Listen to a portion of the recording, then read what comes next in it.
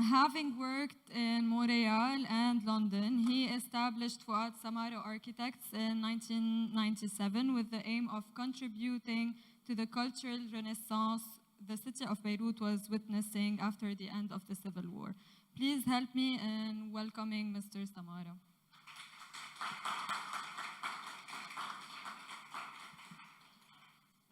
Thank you very much.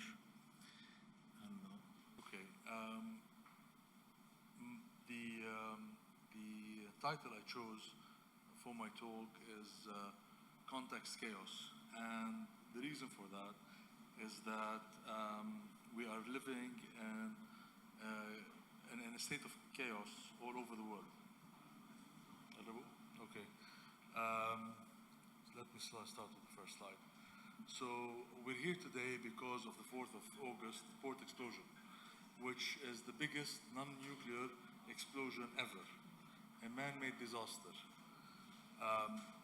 An explosion that should have never happened. It was totally avoidable. It is only the result of total corrupt governance of a country.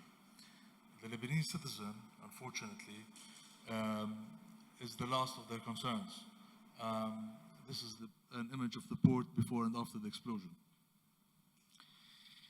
And Thawra, the revolt that happened afterwards, or before actually, it should have, it needs to be put on a fast track in order for us to be able to deal with all this, the result of all this chaos that we're in. And you know, the port explosion happened because of all the failure of the governance of Lebanon, all the corruption that is plaguing our country, and the chaotic situation that the whole country is being put into simply because it's an easier way for the corrupt politicians and leaders to make money. And this, unfortunately, is not only a local issue, it's a global one. In Lebanon, it's definitely on steroids. It's a much bigger problem, but it is a global problem. This is manifesting itself with the rebellion in Europe, which is called Extinction Rebellion. In Lebanon, of course, this is much more critical and much more immediate, but it's also something that is globally problematic. And the biggest problem the world is facing, this global village that we are living in, is all the environmental problems, the global warming that's manifesting itself everywhere, and it's effectively endangering the continuation of our species on the planet. These are examples all over the world. Turkey, Greece, this is Germany, and this is all avoidable. This is all part of a man-made disaster. People knew about it. They've been talking about global warming for the last 50 years. Governments have known about it. Multinationals know about it. Everybody has been expecting it, and it has happened. Very much like what happened at our port. This is an example of Alaska with a 60-year difference. So what happened in our port was expected. It was, people knew the danger was there. People knew that it could happen, and they still did nothing. And when it did happen, which is a real disaster for the city and its people, they did nothing. And the resistance really has come from the individuals. You know, this is the real resistance to all the chaos Lebanon is facing. It's the resistance that is happening all over the world and is being spearheaded by individuals, not by governments, some NGOs, sure, but the real burden is on the individual. Nowhere so is it more true than Lebanon. When you see teenagers, young professionals, even children helping out when the government was pretty much absent is depressing. And the real resistance that we have to this chaos that we live in, and this chaos is not only this physical chaos and the explosion that took place, which is really the loudest wake-up call that we have to get as Lebanese. And if we don't do anything about it, if we don't team up to do something about it as citizens who come together to take over their country and move it in the right direction, we are really going to face extinction among the hands of people who know what the dangers are, but choose to do nothing about it, okay? Us as Lebanese, we knew nothing about, most of us knew nothing about the potential for this crazy explosion. And the real resistance to all this cultural, education, and political disaster has been the individual. It is the plethora of young professionals, of established professionals like doctors, nurses, architects, engineers, entrepreneurs, all these people who are really living in Lebanon, putting Lebanon on the map, remaining locally and globally relevant. This is very key because the global village that we live in, we used to talk about Lebanon and Beirut being the Paris of the East, Switzerland of the East, and all that stuff. That's physically pretty much gone. What is still there on the map, the Paris of the East and the Switzerland of the East, is really in the individuals who are, against all odds, making a difference and contributing to their work locally and remaining relevant globally. The minute we stop being relevant globally, we will be extinct. So people have constantly making a change in Lebanon. People have been putting Lebanon on the map. People have been maintaining relevance locally and globally. And this is part of globalization. It's not enough to be locally successful. If you are not globally relevant, you're going to be extinct. Nietzsche, the great philosopher, once said, progress is like riding a bicycle. If you're not moving forward, you're falling down. So we have to keep moving forward no matter what. We have to find a way to move forward as a nation, as individuals, and as professionals. So where does that leave us? Architects, are part of this environment. And architects have been making quite a stance for ourselves, I believe, in the country. We have been doing it on our own, pretty much, with entrepreneurs who are the other part of the success story, if there's any, of all architects. Because without an enlightened client, you cannot have a good building. It's not enough to have a great architect or a good architect, because at the end of the day, architecture is a practical art. You need to have somebody to sponsor the building. We don't pay for the building ourselves, unlike a painter. A painter can decide to do a good building whether he has somebody paying for it or not. We have to rely on an enlightened client, and we have quite a lot of them in Lebanon. I mentioned the entrepreneurs who are making a big contribution to our culture and to our environment. And so the architect really, in my opinion, one of the first duties any architect has to do is to create order.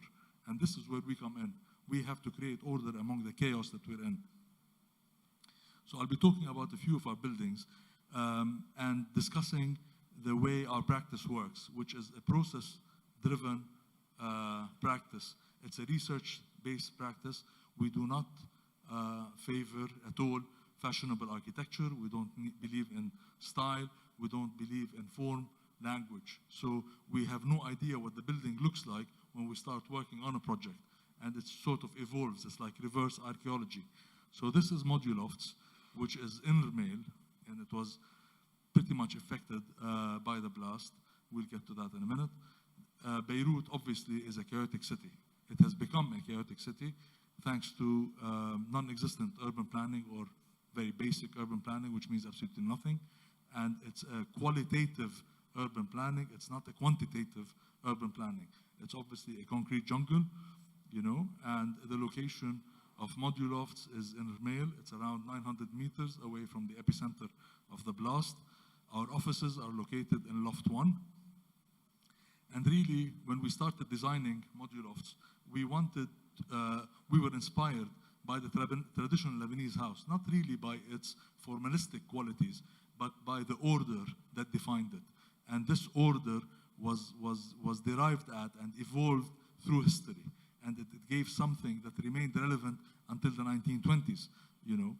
So it had the Liwan, it had 4 rooms either side of the Liwan, which is the central hall. It had the tripartite arch, which allowed light into the most prominent room, and it was the logical, structural way to actually have a big opening. With the introduction of concrete in the 1900s, this was stacked, and we had 3 or 4 story high Lebanese houses. You had the yuk, which is the storage area, because the rooms I was discussing either side of the Liwan were actually multi-functional rooms. They were not bedrooms or TV rooms or kitchens as such. The kitchens and the bathrooms were outside. So they were live and work rooms either side of the hall. And of course, when we came to design in the 20th century, or the 21st century as it were, we are also inspired by the global village. We have to relate to the global village.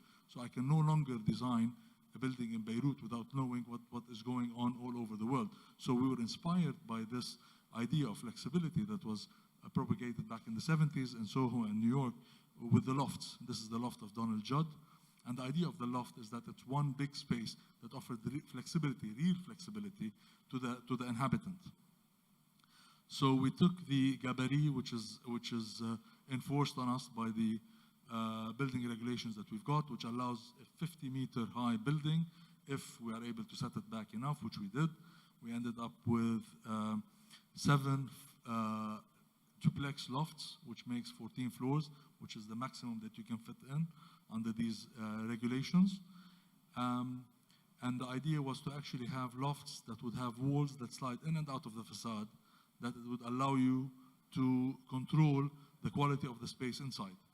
The building is designed also along the lines of the served and servant spaces, with all the services tucked in the back, which was something that was first introduced by Louis Khan. So the buildings, the lofts are actually on 2 floors. On the lower floor, which is the thing you see on the right, you've got the noble spaces on the front, you've got the services in the back, and you've got the walls that come in and out as you want. On the top floor, you've got the 2 other rooms. So you've got 2 rooms at the bottom, either side of the double height, 2 rooms on the top, which are actually a reference to the 4 rooms that you had in the traditional Lebanese house. So again, this is the direct analogy, but it's an essential analogy. It does not relate in form. So I don't really care about the form. I try to look at what is the essence of the traditional Lebanese house and reinterpret that in modern day. So we have the tripartite arch, which translates to a curtain wall. We've got the central hall, which is double height space. We've got the 4 rooms either side of the Liwan, which are the 2 rooms at the bottom and 2 rooms on top. Again, we see that here. And this is the major opening in the house. And what this allows us is to actually have these walls that are mechanically, physically moved in and out. And you have 4 different options for the lower floor, 4 different options for the upper floor, which gives you, for the engineers here, 4 to the power 4, which is 16, and which gives you on the facade 16 to the power 7, which is 268 million and some change variations on the facade. Which is dictated by the inhabitant of the building. And this reinterprets a concept first introduced in the 1970s by Allison and Peter Smithson about the art of inhabitation, where the architecture is completed by the user and not imposed by the architect. So we provide a system that allows flexibility within the space, whether you want to have an open kitchen, closed kitchen, open bedrooms, etc. And you can change that almost immediately. Within our offices, they've done at least 2 or 3 times a day. So this gives us a facade to the building that is constantly dictated and changing by the inhabitants. The engineering of these walls took most of our time in designing the building after concept design, and they were designed in collaboration with APAV and some very good engineers to withstand 150 mile/hour winds on the ground floor with an increasing factor as you go up. And they are basically a steel structure, aluminum clad, insulation in the middle, and they were prefabricated and hoisted into place. There's 28 of them, which was quite eventful, to say the least, especially when you consider that the street is only 6 meters wide. The neighbors got a bit edgy. And this is the inside of the buildings, and with different configurations.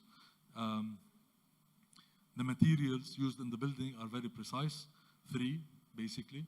We've got concrete, exposed concrete, which is the traditional building material of today in Lebanon, the most economic version. And in hindsight, we're very glad that we had no cladding or no ACP panels, for obvious reasons. The facade is glass, everything in steel is black, and things that are non-load bearing are white. This is the deck on the ground floor. Again, we made the maximum use of the building regulations to benefit as much as possible. So this doubles as a deck to our office. Steel, everything is raw, everything is honest. The staircase.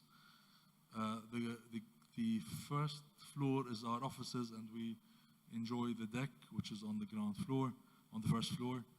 And this is what we went through on the 4th of August. We were very fortunate that we all made it out of the office in one piece. We had 4 injured staff out of the 6 that were there at the time, 2 of whom are here. And they went through quite a lot, but we are very grateful that we made it out all in one piece. This is the office before and after. So it's quite devastating. But we were able to, with the help of 1 or 2 architects who were not in the office at the time and who were unaffected, to actually put everything back together in a temporary kind of way and go back to operation on Saturday. So we were hit on Tuesday evening. Our computers were on Saturday morning, and we were back in operation. And this is part of the resistance that we as Lebanese have had to live with and deal with and do. Basically, just to stay not only alive, but to actually stay here and to maintain a viable Lebanon. Because at the end of the day, if you have a country with a population that is totally uneducated, uncultured, unproductive, irrelevant, there is no Lebanon, And today, our government and our politicians are destroying the physical part of Lebanon. We have very little control over that. For now, we should do something about it. However, our minds, our abilities, our drive, our desires, our aspirations is ours. They can't easily take that away from us. And we, by October or September, I can't remember, we got the building back to pretty much where it was, with a few battle scars that we wear proudly. This is another building, the CASED building, the Center for Arabic Studies and Intercultural Dialogue at Balamand, which was completed in 2016, I believe. And it's located at the University of Balamand, overlooking the Mediterranean Sea, within a walnut grove on a gently sloping site. And we wanted in this project to look back again at the essence of the public architecture of Lebanon, the public architecture of yesteryears in Lebanon. And we have a lot of that, but nobody really looks at that or links to that as much. Everybody just sticks to the traditional Lebanese house. So you get these municipalities coming up all over the place that looks like, big, overblown, irrelevant, kitschy houses. So we've got a traditional public architecture which is worth looking at. And we started with that, which is the slide on the left, as a diagram. And when you build on a slope in Lebanon, you build perpendicular to the slope. This was when you were building in masonry. You had to worry about gravity a bit more. And then this opened up because the main concept and the driving force behind this project is the notion of dialogue. It's a dialogue between East and West, but also it's a dialogue with everything. It's a dialogue with nature, it's a dialogue with its site, it's dialogue with its neighbors. So the word dialogue comes into everything that we did from that point onwards. So the building opens up to the west. It's not a protective building, it's not a fortress. It develops into a dialogue with the street, so it takes the direction of the street on one side.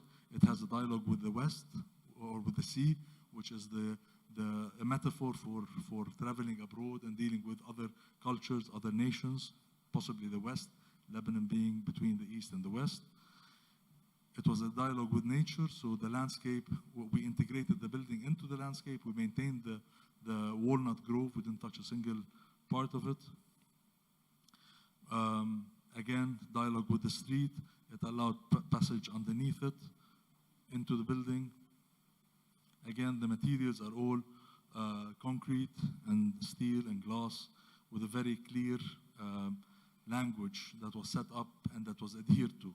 So the building basically speaks for itself. Again, because it's on a slope, there was no single entry point. So the building is on 3 floors, and there's an entrance on each of the 3 floors. So even when we were doing the drawings, calling a certain floor the ground floor didn't really make much sense because they're all ground floors, So we had access at the lower floor from here, at the middle floor in there, and there was a staircase that took us up to the roof garden. We've got the entrance on the middle floor. That's Eva, by the way. Okay. So, and we had the staircase going up to the roof, and with the roof. And the building was also responsive. It actually had a dialogue with the sun, and where we get natural light, where we need to protect ourselves from the sun. And this is the sort of the intention and the reality. And you had these louvers, which were an interpretation of the traditional arabesque. Arabesque is the play of geometry in scale and orientation or rotation or whatever. And we wanted to really simplify that. I mean, we were not going to go into a reinterpretation of arabesque, So we just took the line as a simple form. And so these louvers were a play in terms of the density and in terms of the size of the louvers. And where you didn't need them, obviously, on the north-facing glass, they stopped. Again, the material, as I said, everything that's structural is concrete. Everything, all floors are basalt, inside and out. Everything that's in metal is black. All non-load-bearing ceilings and walls are white. And once you have that sort of clear, language set up, the decisions take themselves. That's a project, that's one of the first projects that I did, which was in a school in the south of Lebanon, which was built in 1960. The school was actually started in the 1800s, 1890s. And in 1946, it became the first non-sectarian mixed school in the south of Lebanon. My grandfather was the schoolmaster there for many years. And he got Constantine Doxiadis and the Ford Foundation to donate the building back in 1960. So the building, which is located on a 10,000 square meter rectangular site in Merjayoun being overlooking the Marj, the valley, with all its sort of checkerboard planting, and with all the context of the Lebanese houses that are all derelict and in risk of disappearing eventually. And Doxiadis was a very interesting architect. He was the foremost urban planner after the Second World War. And he was more interested in the relationship of standard units with one another rather than with the actual unit itself. So he created like a necklace of routes, of passageways that connected identical units between themselves. So this is the campus that was built in 1961 with a beautiful plan, and it's still, today it's pretty much run down, but it's still very charming and very attractive. So we analyzed this urban fabric, really, because it is at the scale of the urban fabric, and we wanted to tag into it. We wanted to actually have an assembly hall which embodied the ethos of the school, which was much more specific than the standard units that Doxiadis was starting with, but that actually worked with that. So it was sort of Doxiadis 2.0. So the building sits and nestles into the most disadvantaged area of the site, trying to act as a catalyst to improve it. There's the main street that accesses the school from the village or from the town. So, and because the assembly hall also had to play a community role, so we wanted it to be present as you approach the school every day. It was there. It was the kind of thing that called you and that you would relate to. It also unlike the generic volumes of Doxiadis, it actually locked itself into site. So it actually splayed one of the walls to actually relate to the street where it was, and it actually introduced green areas and connected into the network. This was the initial sketch for the site where the whole network of covered walkways would actually work themselves into the hall, and the assembly hall would be a metaphor for the school itself and its ethos. You see, as a village school, there was no us and them. There was no authoritarianism between the teaching staff and the students. They were all part of the same family. So your math teacher could teach you during the day, and they're over having a drink with your parents in the evening. So the critical thing was water, and the Litani River is part of that. And I also wanted to highlight the value of education, because remember, this is in the south of Lebanon. It was an occupied area and a troubled area. And in my opinion, this is the true resistance, and there's no point liberating a land from occupation if there is no educated, cultured people to liberate. If they end up being, totally irrelevant, you might as well give them away to whoever. So there's a very important role that the school plays here. And the idea was that you would have 300 students in the center of the hall.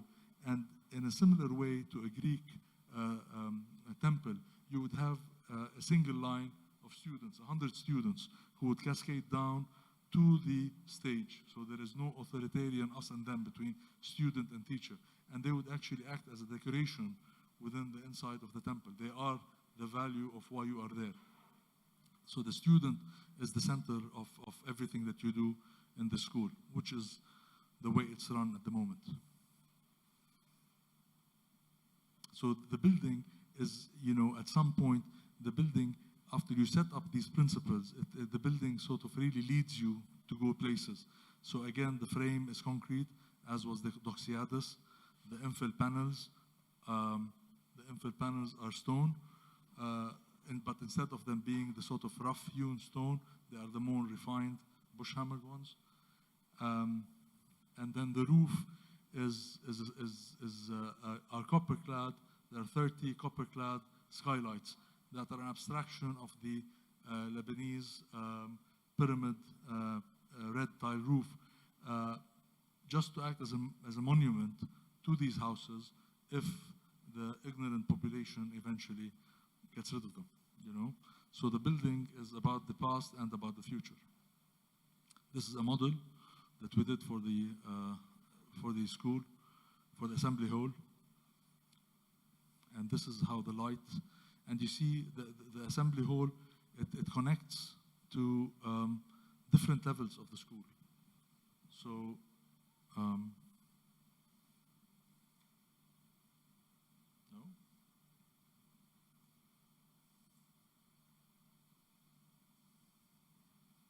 Sorry, another technical glitch.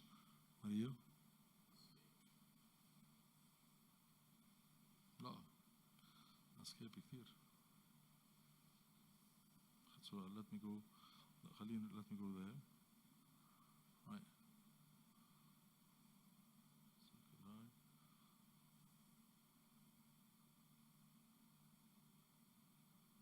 Thank you. Ah, wallah.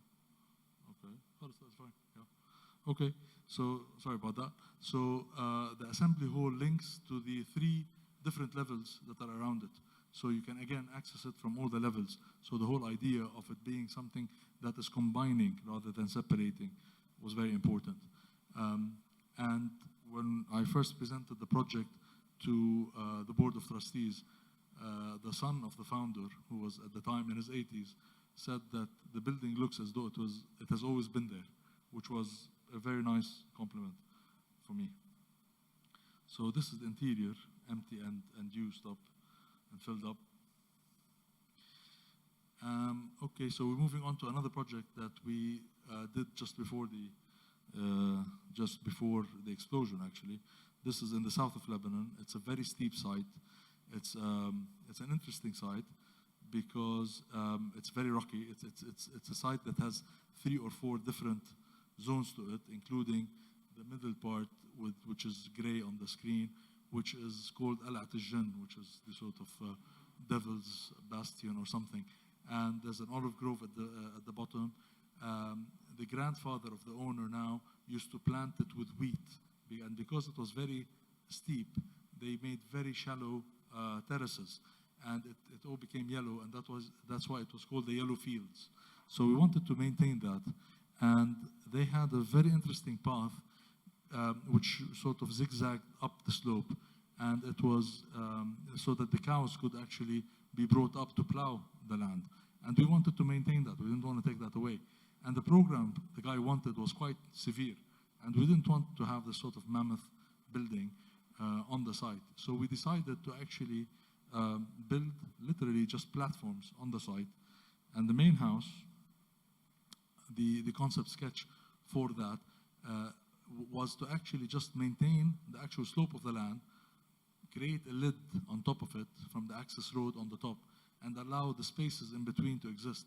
And for this path, which actually zigzagged up and down the land, to stay there and to scatter the functions that were needed for this house along the path. So encouraging the users to maintain that path. So this is the arrival point at the very top with the views, and the house really is below you. So you go down. Okay, so you go down the slope, which I can't point to unfortunately, but anyway, you go down and you arrive into the reception, which is on the right. And basically the spaces in between the roof and the ground is where the main house is. So that's a diagram of the roof and the different floors. And you get a feeling that you're connected to the land in whatever room you're in. This is the man cave as such. And again, it's a smaller, watered-down version of the house itself. This is a project we're doing in Brumana. It's on hold now, obviously, because of the status of the country. But it's a very interesting project because the brief was to actually create a small commercial center in Brumana, which is a charming village. It's a small town actually now. But we wanted something that actually said, that related to the scale and to the lifestyle of that place. So we're using thermo-treated wood on the outside, which brings a bit of warmth, and it's something that you can use easily without it sort of taking away from the urban character of the place, but also remaining relatively domestic, so as not to introduce something which is totally alienating with respect to the stuff around you.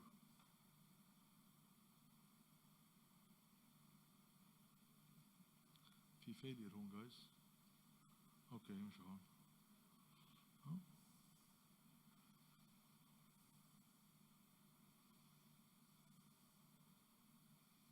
Okay.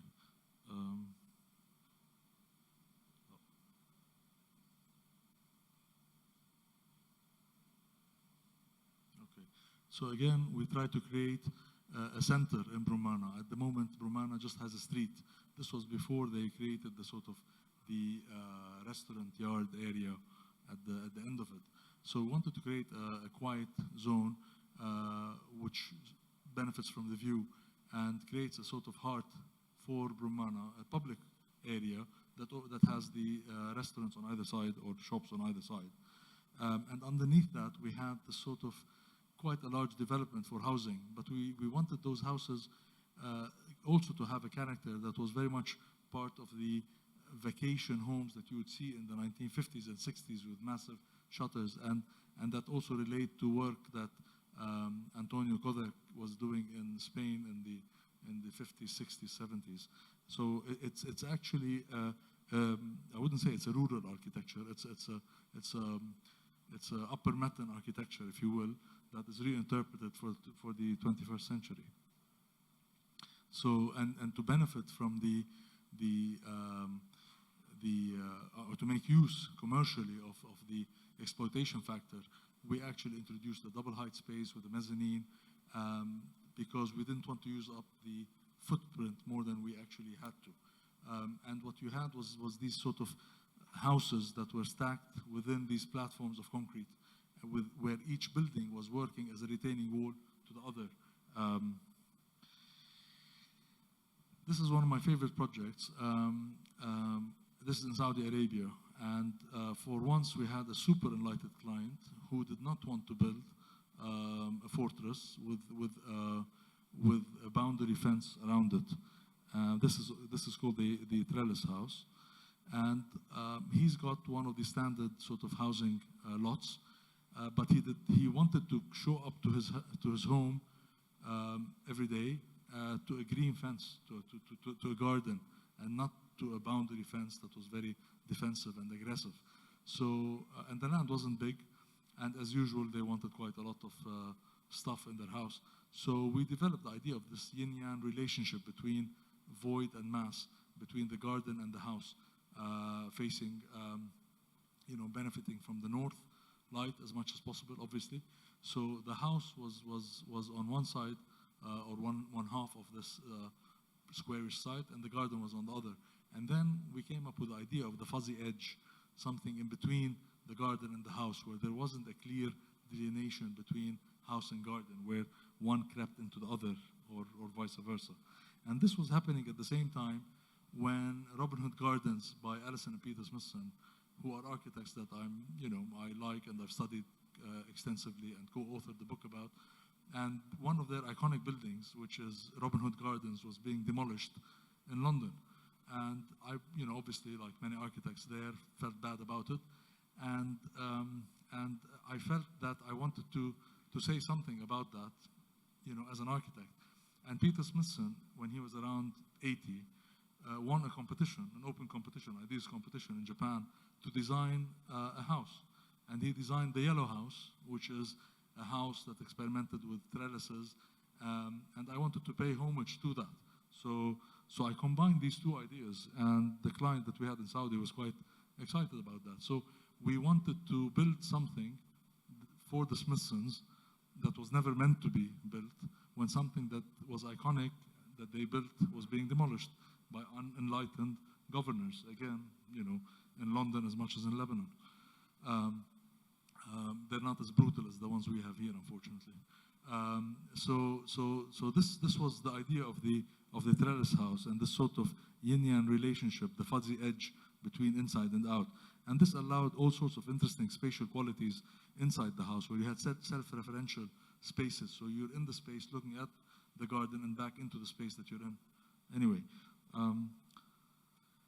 this was a project in Dubai, a competition that we won, but was not going to get built.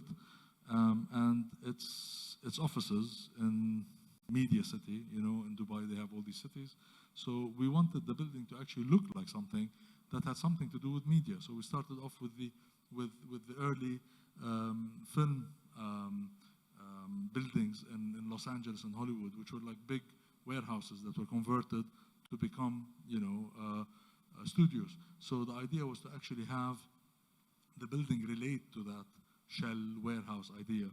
And we wanted to investigate the idea of how you actually show up to an office building in Dubai when the temperature outside is 50 degrees centigrade and the sun is hitting down on you. So the idea was that you would actually enter the microenvironment of the office building in your car.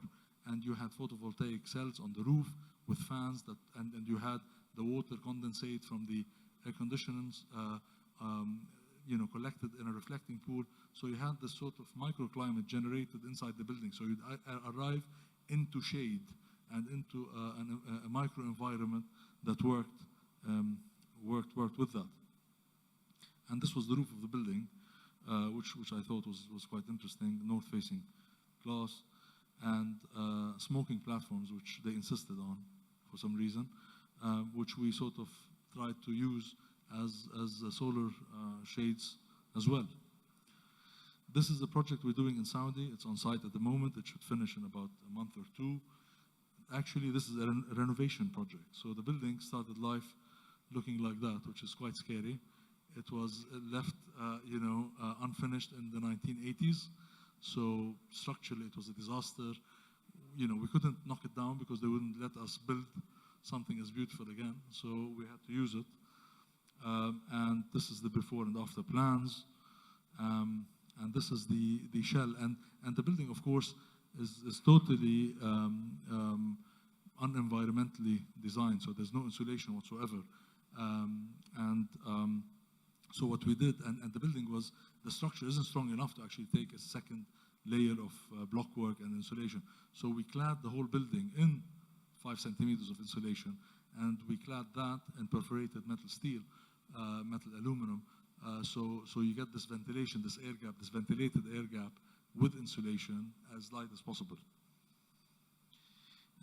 This is, again, one of my favorite projects we're doing in Saudi. It's a very large villa. It's around 4,800 square meters. And it's very challenging because it's basically a big elephant of a building. And we wanted to break it down, to break down the volumes and the very complicated relationships that they have. And so the idea started with the house, and a big house, which is quite scary. And then we broke that down into different components that they wanted. And we started shifting that to create positive and negative spaces, and end up with a building that was more handleable and more exciting. I wanted to show this project as a way of dealing with architecture that is at the same time globally but locally relevant. So these were towers that we're doing in Saudi for 2 companies that come together on one single piece of land, and they want their own corporate identities, but within one project. So again, there was the yin-yang relationship. There's high water table, so we can't have that many basements, just one. So we ended up with 6 podiums, or 6 floors within the podium. And we didn't want the podium to be this sort of 6-story podium with lollipop buildings on top, which was done in the 70s. So the whole architecture is integrated, and there's one solution which is actually related to the traditional high-rise buildings of Arabia, which were all mud brick and were, mostly in Yemen. And so the idea was to actually have the drop-off point at the top of the 6th floor. So you'd actually drive all the way up, you'd ramp up all the way to the roof of the podium, where you'd actually have quiet drop-off points away from the street, and you would ramp down and exit, which went down quite well. And the podiums are actually integrated within the building. The buildings are unitized glazing, 4.2 by 1.2 meters, with ceramic frit on face 1, with a U value of around 1.0, which is very good. And there was an art gallery on one corner of the towers with boardrooms and meeting rooms and dining rooms within the cantilevers, which are 28 meters cantilever. So again, the part of our resistance to the nth degree, again, is after the 4th of August. So I'm just going to show some projects that we are doing since the 4th of August explosion. So this is a project we're doing in Ibn Say in the south, and there's a very modest, beautiful house located on a 7,000 square meter piece of land, but obviously it's just 1 or 2 rooms, and the client wants more. So the idea was to just look at the landscape, the very rural landscape, and the rural architecture, and really celebrate that, and the path of how you get to the existing house, the dashak, or the seating area outside, the arisha, and all these components that make the architecture interesting. And the idea was to actually have a separate building in reinforced concrete, replacing one of the terraces with all the new functions mostly in it, all the bedrooms, swimming pool, etc., tucked away within that, and below grade. So as you approach this land, the experience of this beautiful old house within the landscape is not lost. So that's the existing building on one side, the new building on the other side. There's the arisha. Instead of having the roof that is now in corrugated metal, we're actually elevating that, installing a bit of mezzanine, and creating something new on the inside that doesn't take away from the outside. And this is the new project, or the added two projects. So there's an addition on the side, an addition on the top, and the old house is reinstated. And the access, which is something that you first get, this is the view of sort of arriving at the completed house. This would be as exciting and it has the same values as experiencing the site today. That's a totally different approach to a very difficult site in Romeo. It's an almost vertical site and massive brief for a villa on this very challenging site, as I say. And the weird thing is that the view of Beirut is actually to the side, but there's another project by others which is really bad to the side. So the idea was to actually have a retaining wall in the back, which has pretty much everything, and just to pull out the reception. And because the site is so slow, on such a slope, there's no garden that the owners can enjoy. So the idea was to actually have this inhabited retaining wall, which is also perforated, very much inspired by the work of Jeffrey Boa in Sri Lanka, where the landscape is invited to come in and invade the architecture. So this massive building, which really houses most of the functions, is supposed to become part of the landscape eventually. And on top of that, you've got this sort of cantilevering, minimalist steel frame and wood, basically decks, with a massive reception area and on the roofs. So the actual land is left pretty much as it is, very rough, very rich in visually, but not very useful for the clients. So the roof of these volumes become their garden. So as you can see from the section, this is quite it's quite a challenge to actually just get into the building and use it. And this is a project we're doing in Zahle at the moment, again on a challenging site. And the biggest challenge is the really unenlightened architecture that we have around us. And the site isn't that big, it's only around 800 square meters. So there's a lot of bad buildings around us, totally unenlightened, and you can't really get away from them. So the idea was to actually, it started off with this, how do you shut them out? So you create a big wall around you, a sort of aggressive wall that has very precise openings within it, and you enter at the corner that you want to. Where is the view? What's the courtyard? And you end up with a plan that actually mirrors that intention. And the building is in sort of in situ concrete, which is fluted horizontally to emphasize that sort of solidity and that that prohibitiveness. And you enter through this porch, which is open to sky, and it's sort of, you're inside the building, but you're totally outside. And this U-shaped, ribbed concrete envelopes a very fragile, open interior, which relates to different plays of light. It's open at all levels. There are different terraces, allowing rooms to sort of really flow easily in and out.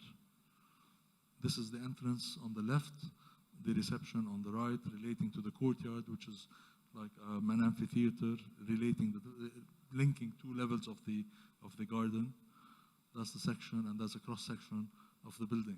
So you enter at high level, you've got the porch that's open to sky, into the triple height entrance, then down the amphitheater out to the garden below. And that's it. Thank you very much.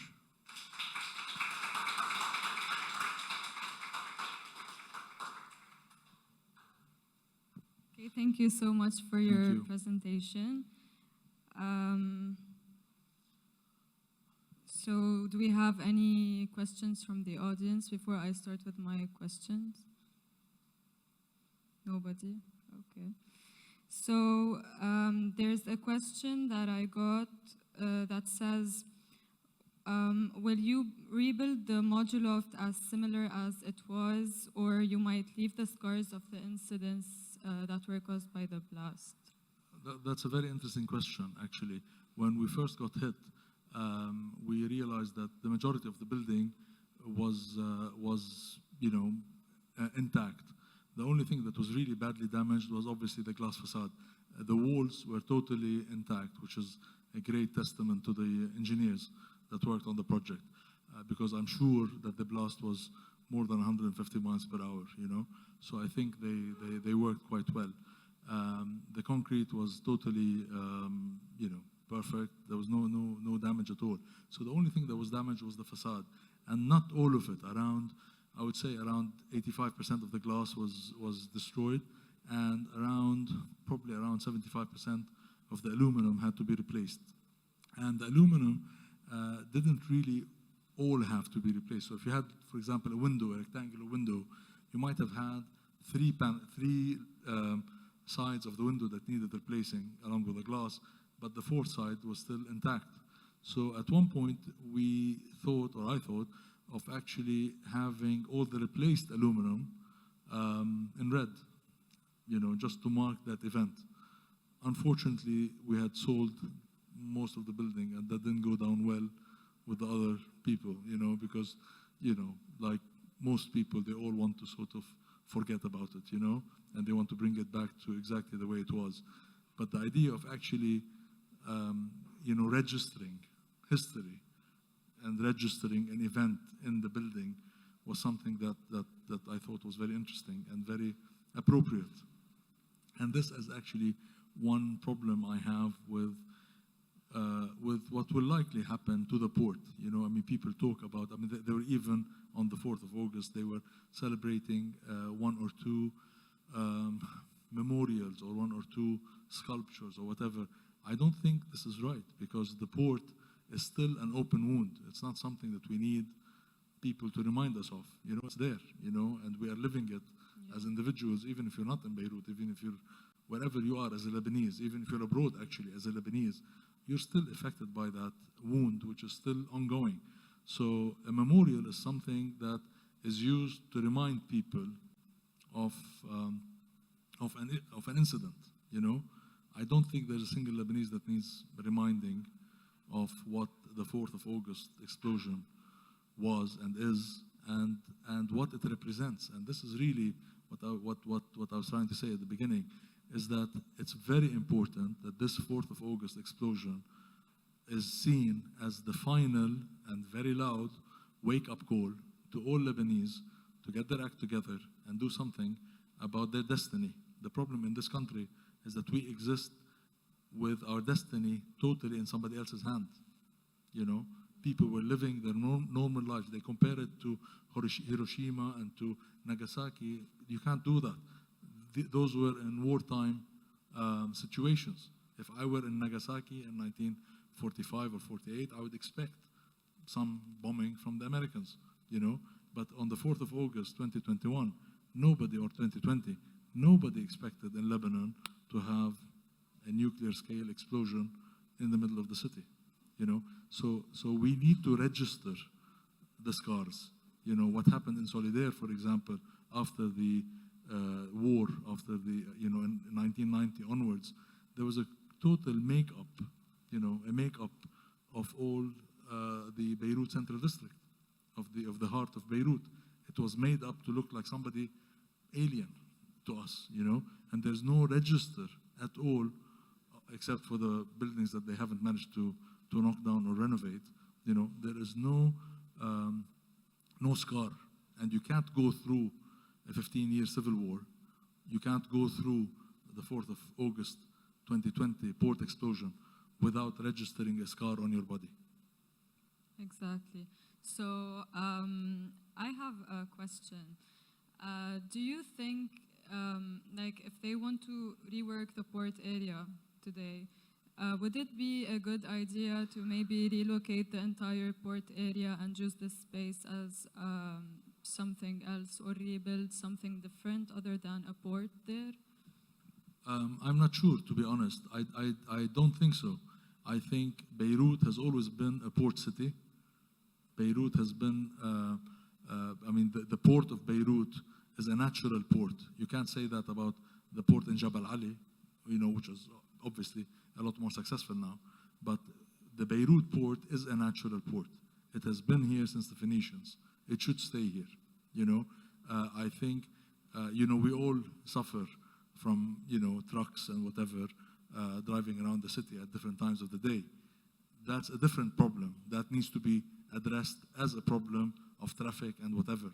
But I think Beirut, the grit of Beirut, the real overlapping layers, the many layers of the city that constitute the city are necessary. We need to have a viable port. I would love to see, you know, boats, passenger boats, you know, arriving in Beirut. I mean, it would be fantastic for somebody coming to visit Lebanon, you know, to actually arrive by boat, walk up, you know, Seht al-Shuhada, Martyrs Square, access, you know, Gemmaisi, on foot, you know, go to a hotel or whatever. I mean, this should be the drama of Beirut, not the explosion in the port. And that can go hand in hand with industry, that can go hand in hand with shipping. This is who we are. The port of Beirut is something that defined, one of the things that defined Beirut. You know, how can we let go of it? How can we relocate it to Tyre, Sur, or Tripoli? Tripoli has its own port, you know, that's fine. But I think Beirut, you cannot strip it out of what makes Beirut Beirut. You know, I think what happened in the Beirut Central District, what Solidaire did, was strip it, was clean some of the layers away, and that actually destroyed it. You know, I don't think there's a single Lebanese that relates to that space, and you can see it. You go there, it's a ghost town. It was a ghost town pre-Thawra, pre-financial disaster, pre-4th of August, you know.